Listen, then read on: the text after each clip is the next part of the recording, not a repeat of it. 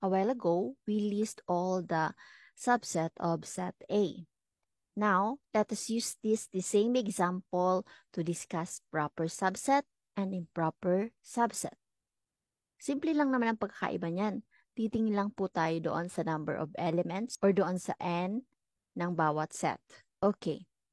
Kapag sinabing proper subset, yung n ng subset at yung n ng set or yung sinasabi nating larger set are not equal.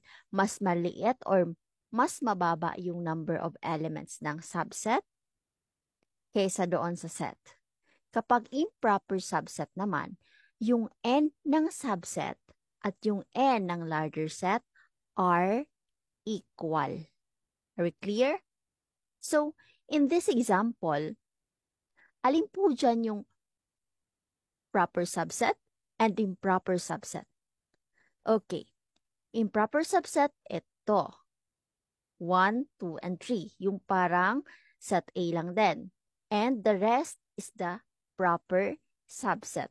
Let us use another example. So here we have set B. And we have here 5 subsets. Now let's identify alin ba dyan yung proper subset and improper subset. Okay, very good. The improper subset, this one, which is yung kapareho lang yung n ng subset at ng set B. And the rest is the improper subset.